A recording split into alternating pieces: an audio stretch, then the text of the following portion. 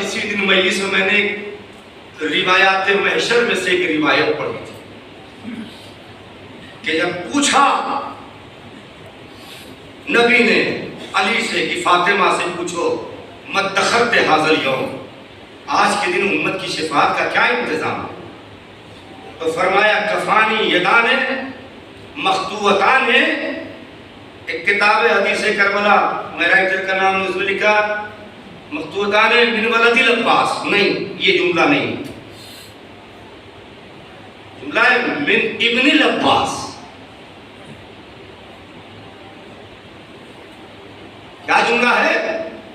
ہو سکتا ہے وہاں کاتب کی غلطی سے ہو، علامہ طارق جوہری صاحب کی جو کتاب ہے ہو سکتا ہے کاتب نے یا ان کی تحقیق اور ہو، مگر عقلی دلیلوں کی بنیاد پر ایسا نہیں ہو سکتا، اس لیے کہ ولدی اس وقت ہو سکتا ہے، ولدی اس بیٹے کو کہتے ہیں جو بذریعہ تولد حاصل ہوا ہو، جس سے ماں کا رشتہ تولید ہو، اور عباس کا رشتہ تولید ام البنین سے ہے، تو صاحب جس سے رشتہ تولید نہ ہو وہ ابن کیسے ہو سکتا ہے؟ میں نے کہا یہ سنت الہی ہے، نہیں غور کیا، بہت بڑی دلیل دے رہا ہوں کہ سنت الہی کیسے؟ میں نے کہا زمانہ جانتا ہے کہ پیغمبر کے کوئی بیٹا نہیں تھا، پھر بھی اللہ نے پیغمبر سے کہا نصارائے نجران سے کہو ابنانا و ابناکم، تم اپنے بیٹوں کو لاؤ، ہم اپنے بیٹوں کو لاتے ہیں۔ اگر وہ ابنانا کے ذریعے فاطمہ کے بیٹوں کو پیغمبر کا بیٹا بنا سکتا ہے تو فاطمہ کیا ام البنین کے بیٹوں کو اپنا بیٹا نہیں بنا سکتی؟ گواہ رہنا تھکن اور تکلیف کے باوجود میں نے غازی کے فضائل نہیں کی، لہذا لفظ یہ ابنیت وہ راستہ ہے جس کے ذریعے سے کسی بھی اولاد کو اپنی اولاد بنائی جا سکتی۔ اب جسے زہرا نے اپنا بیٹا کہہ دیا، ان عظمتوں کو ملحوظ خاطر رکھتے ہوئے حسن میر پوری نے عقیدتوں کے سمندر میں ڈوب کے یہ شعر کہا تھا کہ جدار کعبہ میں ایک اور در بناتا خدا، حرم کی سمت اگر جاتی تیری ماں پاس۔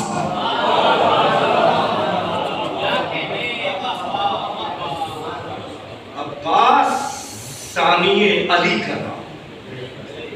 نام و نمود کے لیے گفتگو نہیں کر رہا ہوں، خالص دل کی گفتگو کر رہا ہوں۔ اگر نام و نمود کا شوق ہوتا تو لائیو ٹیلی کاسٹ کو میں رکوا نہ دیتا۔ یہ عباس کا ذکر ہے، سمجھو تو کہ عباس کیا ہے؟ کیا عباس صرف ایک تلوار کے تھنی کا نام ہے، ایک لشکری کا نام ہے، ایک سپاہی کا نام ہے؟ اور کیا عباس صرف ایک چھوٹی سی نہر کا فاتح، صرف فاتح فرات ہے؟ نہیں، عباس اس دریا کا فاتح ہے کہ نہ جس کی کوئی گہرائی ناپ سکتا ہے نہ پہنائی ناپ سکتا۔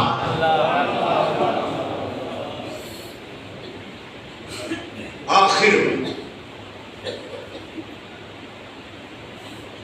حسین کا ایک جملہ یاد دلانا، مقتل کربلا میں حسین نے کہا ہے عباس سے یاد رکھیے گا، شاید لوگ کم بیان کرتے ہو، یا اخی ارکب بنفسی،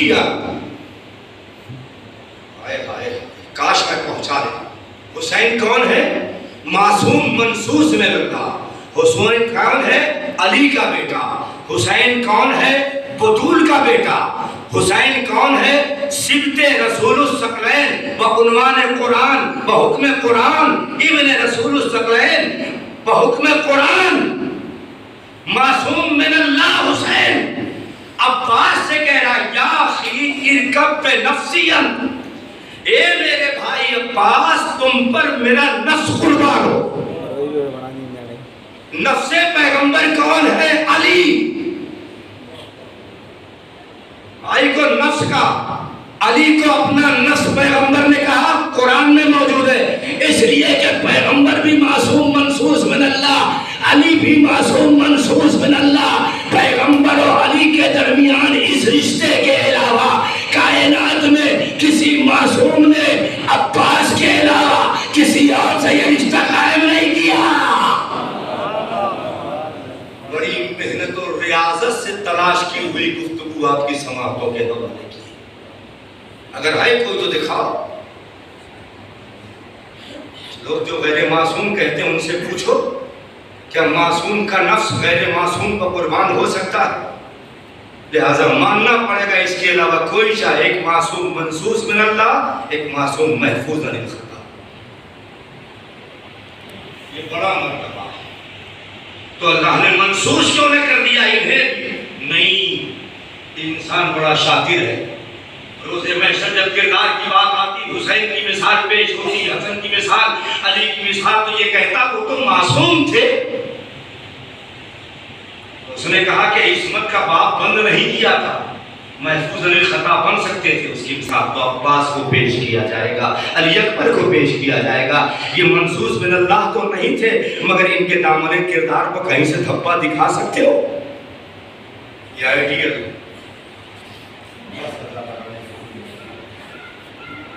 فاتح فرات کا نام عباس نہیں۔ فرات کی اوقات کیا تھی، اس کی حیثیت کیا تھی؟ سکینہ ایک آہ کھینچتی تو سوکھ جاتی، ایک عالم کا نام ہے عباس، ایک عارف کا نام ہے عباس، معصوم زبانے جسے قمر بنی ہاشم کے آل محمد کے اعتماد کا نام ہے عباس، حرم کے بھروسے کا نام ہے عباس۔ عزاداران مظلوم کربلا کوئی مزمحل نہیں تھا جب تک عباس تھے، لیکن جب طے ہوا کہ عباس بھی جا رہے ہیں، بچہ بچہ پیچھے آئے حسین، آقا بہت طویل مسائل نہیں، چند اہم جزیات، اجازت کار صاحب، کچھ تفصیلات میں کل پڑھ چکا ہوں، بھیا تم میرے لشکر کے علمبردار ہو۔ نظر یمیناً و شمالا، آقا وہ لشکر نظر نہیں آتا، آقا دل سینے میں تنگی کر رہا۔ اتنے میں کانوں میں آواز آئی، کچھ بچے ہیں جو کہہ رہے ہیں العطش العطش العطش، ہائے پیاس مارے ڈال رہی ہے، ہائے پیاس۔ حسین نے کہا عباس پانی کی سبیل کرو۔ عزاداران مظلوم کربلا عباس کو سوکھا ہوا مشکیزہ دیا، بیٹھ گئے عباس، سکینہ کو کلیجے سے لگایا، میری لاڈلی بہت پیاسی ہے نا چچا، پیاس مارے ڈالی، میری نور نظر پرواہ نہ کرو، چچا میدان میں جا رہا ہے، اب تمہارا چچا پانی لینے جا رہا ہے۔ عجب نہ ہو بچی نے کہا چچا کیا آپ مقتل میں جا رہے ہیں؟ کیا آپ نہر فرات کو جا رہے ہیں؟ کیا آپ فوج یزید پہرے پہ نہیں ہے؟ نہیں بیٹی ظالم تو پہرے پہ ہے، تو پھر چچا نہ جائیے، جو بھی صبح سے گیا واپس نہیں آیا، چچا مجھے پانی نہیں پینا۔ سکینہ انتظار کرو، چچا پانی لے کر کے آئے۔ میرا غازی رخصت ہو کے حسین سے چلا، مختل میں آیا، کسی میں جرأت نہیں ہے کہ عباس سے نظر ملائے، راستہ خالی ہوتا گیا، عباس نہر فرات کے قریب آ گئے، بڑی دیر تک پانی بھرتے رہے مشکیزے میں، لیکن مشکیزہ سوکھا ہوا تھا، تو کیا لشکر خاموش کھڑا رہا ہوگا؟ تیر تو چلا ہی سکتا تھا، اس کا مطلب لشکر اتنی دور بھاگ گیا تھا جہاں سے ان کا تیر یہاں تک نہیں آ سکتا۔ عباس نے مشکیزے میں پانی بھرا، چلو میں پانی اٹھایا، اے اسبے وفا تو بھی پیاسا ہے، لے پانی پی لے، مگر اس نے منہ پھیر لیا، گویا زبانے بے زبانی میں کہہ رہا ہوں آقا خیمے میں 4 برس کی سکینہ پیاسی ہے، کیا میں اس سے شرمندہ ہو جاؤں؟ میں پانی نہیں پی سکتا۔ عباس مفہوم سمجھ گئے، مشک سکینہ بھری اور جانب خیمہ چل پڑے۔ عباس کو لشکر سے کوئی سروکار نہیں، عباس کو پانی سے سروکار ہے۔ میرا آقا پانی لے کے آگے بڑھتا جاتا۔ حمید ابن مسلم کی روایت ہے، کہ میں نے دیکھا عباس گھوڑا دوڑاتے آگے جھک کے کبھی کچھ دیکھتے ہیں. میں عرض کر چکا ہوں کہ ہم سمجھ گئے. غازی دیکھتا تھا سکینہ کا خیمہ کتنی دور ہے. اے عزاداران مظلوم کربلا، غازی پڑھتا رہا. ظالموں نے آواز لگائی خبردار پانی خیمے میں نہ پہنچنے پائے. بھاگا ہوا لشکر سمٹ آیا، چھپ کے وار ہونے لگا. عزیزو ایک وار میں غازی کا داہنا بازو قلم ہو گیا، لیکن غازی آگے بڑھتا رہا. ایک ملعون نے پھر وار کیا، غازی کا بایاں بازو قلم ہو گیا. غازی نے مشکیزے کو دانتوں سے سنبھالا اور آگے بڑھتا رہا، مگر جو تیر آتے تھے انہیں اپنی پسلیوں پہ لیتا تھا. پسلیاں زخمی ہوتی رہی، مشکیزے کی حفاظت ہوتی رہی. لیکن عزادارو جب ایک تیر آ کے مشک سکینہ پر لگا، پانی بہنے لگا، غازی کی آس ٹوٹ گئی. خیمے میں جانے کا ارادہ ترک کر دیا. عزادارو کیا تھا، ظالموں نے حملہ کرنا شروع کیا. میرا غازی حسرت سے جانب خیمہ دیکھ رہا تھا. تیز رفتار سے آتا ہوا تیر غازی کی چشم مبارک آنکھ میں لگا. میرا غازی تڑپ گیا. ہاتھ تو قلم ہو چکے تھے، تیر کیسے نکالتا؟ میں تصویر کشی کر ہی نہیں سکتا، عباس کے اس دکھ کا ترجمہ کر ہی نہیں سکتا. غازی پر کیا گزری آزاداروں میں بیان کر چکا ہوں کسی مجلس میں. غازی نے تیر نکالنا چاہا، خیال کیا کہ گھوڑے کی رکابوں پر بیٹھے بیٹھے گھٹنوں کو بلند کریں، سر کو جھکائیں، تیر کو گھٹنوں میں دبائیں اور سر کو اٹھا لیں، تیر نکل جائے گا. عزادار و غازی نے یہ سوچ کے جیسے ہی سر مبارک جھکایا، ایک ملعون نے سر پر گرزے گرا مارا. 3 دن کا پیاسا گھوڑے پر سنبھل نہ سکا، اٹھتے فرس سے زمین پر اس عالم میں آیا. ہاتھ قلم ہو چکے تھے، منہ کے بل زمین پر آیا. السلام علیکم یا ابا عبداللہ.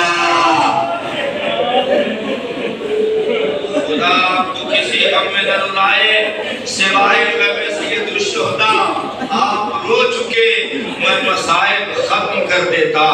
لیکن عزاداران مظلوم کربلا، یہ مصائب جو میں کل پڑھ چکا تھا وہ آج پھر یہاں تک لایا کہ اس سے آگے کا ایک منظر آپ کو دکھا سکوں.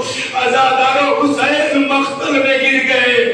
پوری مقتل کی کتاب ڈھونڈ ڈالو، جو مرثیہ حسین نے زخمی عباس کے قریب پڑھا ہے وہ کسی شہید کے لیے نہیں پڑھا، یہاں تک کہ علی اکبر کے لیے بھی نہیں پڑھا اور محمد قاسم کے لیے بھی نہیں پڑھا.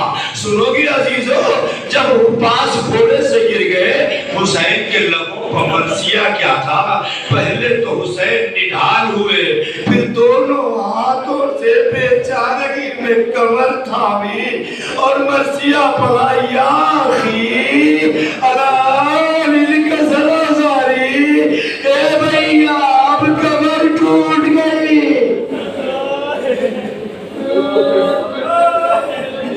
عباس کے مصائب ہیں، میں کچھ نہیں کہوں گا.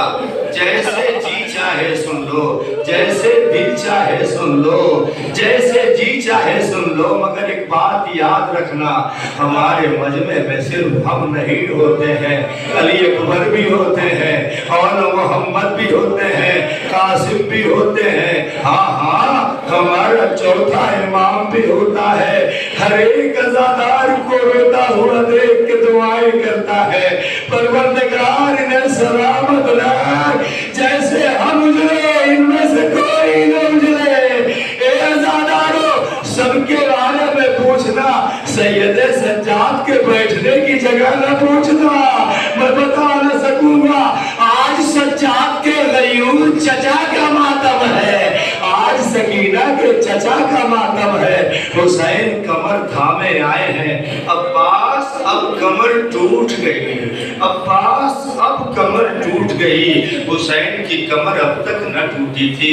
عزیزو کمر تھامے ہوئے حسین عباس کے قریب پہنچے۔ اے عزاداران مردم کربلا، مجھے نہیں معلوم تم کیسے سنو گے، تم اپنے سننے کے ذمہ دار ہو، میں اپنے پڑھنے کا ذمہ دار ہوں۔ تم خوب جانتے ہو تمہیں سننا کیسے ہے، میں جانتا ہوں مجھے پڑھنا کیسے ہے۔ اے عزادارو، یہاں ایک جملہ کہنا چاہتا ہوں، اے کاش یہ جملہ میں کہہ سکوں، پروردگار مجھے طاقت دے۔ عزاداران مظلوم کربلا، حسین نے کمر تھام کے اعلان کر دیا، عباس تیرے مرنے نے میری کمر توڑ دی۔ اے عزادارو، سب کا لاشا اٹھانے والا حسین، شاید علی اکبر کا لاشا اسی لیے نہ اٹھا سکا۔ اب تک حسین کی کمر نہ ٹوٹی تھی، مگر جب اکبر کے لاشے پایا حسین کی کمر ٹوٹ چکی تھی۔ اس سے پڑھا نہیں جا رہا عزادارو، مگر میں کیا کروں کہ غازی کے مسائل ہیں۔ آخری جملے اور زحمت تمام۔ حسین عباس کے قریب آئے، سر کو اٹھا کے زانوں پر رکھا، زلفوں میں ہاتھ پھرایا۔ اے عباس، سانسیں چل رہی ہیں، عباس بول سکتے ہو میرے لال، میرے شیر، آقا آپ پر سلام ہو۔ عباس کچھ کہنا چاہتے ہو؟ ہاں آقا، 2 وصیتیں ہیں، بولو۔ عباس کہا، آقا پہلی بات تو یہ ہے کہ میرا لاشا خیمے میں نہ لے جائیے گا۔ عزاداران مظلوم کربلا، عباس دوسری وصیت، آقا جب میں اس دنیا میں آیا تھا تو آنکھ کھولتے ہی سب سے پہلے آپ کی زیارت کی تھی۔ کہا عباس جی بھر کے زیارت کرو، تمہارا آقا، تمہارا بھائی تمہارے پاس بیٹھا ہے۔ آقا کیسے زیارت کروں؟ ایک آنکھ میں خون ہے، ایک آنکھ میں تیر ہے۔ حسین نے ابا کے دامن سے غازی کی آنکھ کا خون صاف کیا۔ عباس مبارک ہو، بڑے خوش نصیب ہو، تمہاری آنکھ میں خون تھا، حسین نے ابا کے دامن سے صاف کر دیا۔ ارے عباس اس وقت دیکھو جب فاطمہ کا لال گھوڑے سے گرا ہے، نہ کوئی سنبھالنے والا، نہ سر کو زانوں پر رکھنے والا۔ ارے کوئی تو ہوتا جو کہتا یہ تیر نکال دو، حسین تڑپ رہا ہوگا۔ عزیزو، عباس جب وصیت کر سکے، آخر میں حسین کہتے اے میرے شیر، اے میرے غازی، تم نے اپنی حسرت بیان کر لی۔ ہاں کہا اے عباس، میری بھی تو ایک حسرت ہے، میری بھی تو ایک آرزو ہے، میری بھی تو ایک تمنا ہے، آقا حکم کرے۔